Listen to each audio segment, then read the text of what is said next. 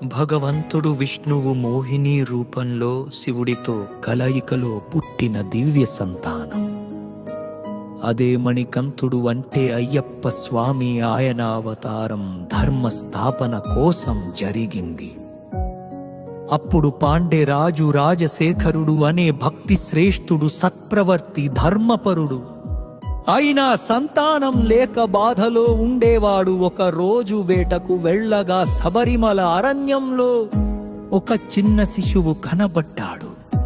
మెడలో రత్నమణి మెరిసిపోతూ ఉంది.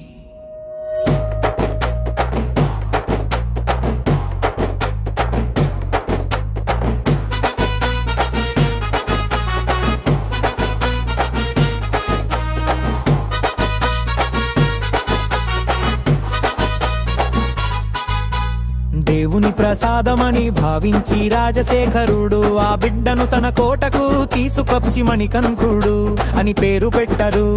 ఆ బిడ్డ చిన్నప్పటి నుంచే ధైర్యవంతుడు, ప్రాణవంతుడు, ధర్మపరుడు. ప్రజలందరూ ఆయనను ప్రేమించారు. కానీ రాజు భార్యకు ఈర్ష్య పుట్టింది. తన సొంత కుమారుడు రాజుగా కావాలని కోరికతో కుట్ర పన్ని నాకు పులివేట కరితో తీసుకొచ్చే పాలు తాగితేనే ప్రాణం ఉంటుంది అని అబద్ధం చెప్పింది. రాజశేఖరుడు అయోమయంలో ఉన్న మణికంఠుడు చిరునవ్వుతో, తల్లిని ప్రాణం కోసం నేను అడవికి వెళ్తాను అని చెప్పి బయలుదేరాడు. అడవిలో ఆయనకు మహిషి అనే రాక్షసురాలు ఎదురన్నే ఆమెకు వడం ఉండేది. శివుడు మరియు విష్ణువు కలయికలో పుట్టినవాడు. పెప్ప నన్ను ఎవ్వరు చంపలేరు, అందుకే అయ్యప్ప స్వామి ఈ లోకానికి అవతరించారు. ఘోరమైన యుద్ధం జరిగింది, చివరికి ఆయన మహిషిని సంహరించారు. మహిషి మృతి చెందే ముందు తన అసలు దేవతా స్వరూపం పొందింది. ఆమె అయ్యప్ప స్వామిని నమస్కరించి,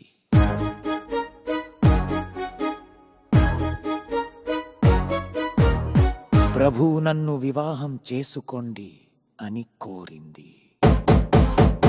అప్పుడు అయ్యప్ప స్వామి చిరునవ్వుతో అన్నారు, మహిషి నా భక్తులు నన్ను దర్శించడానికి రాకపోయిన రోజు నేను నిన్ను వివాహం చేసుకుంటాను.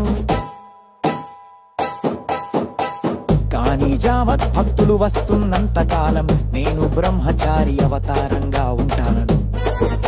అప్పటి నుండి అయ్యప్ప స్వామి నిత్య బ్రహ్మచారి అయ్యారు. ఆ దేవత మాళిగాపురత్తమ్మ పేరుతో అయ్యప్ప స్వామి ఆలయం పక్కనే ఉన్నారు. భక్తులు రాకపోతే ఆయనతో కలుస్తానని ఎదురు చూస్తూ మహిషిని సంహరించిన తరువాత ఆయన అడవిలో ముందుకు సాగుతుండగా ఒక ముస్లిం వీరుడు వావర్ ఆయనను ఆపాడు.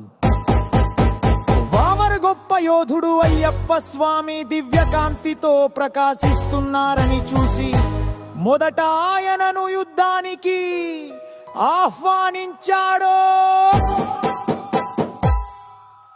అయితే యుద్ధం జరుగుతుండగా వావర్కు తెలిసింది ఆయన దైవ స్వరూపుడు అని.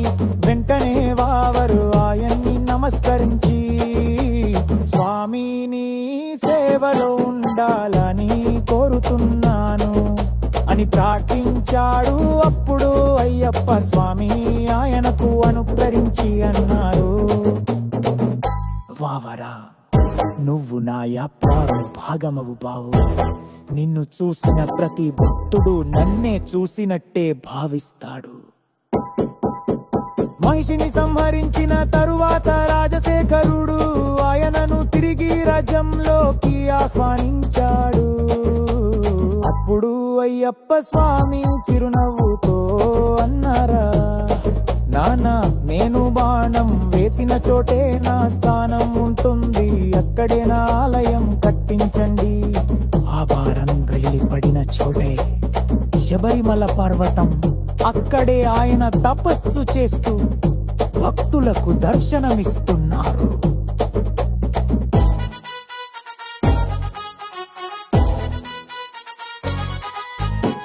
స్వామియే శరణం మలింత.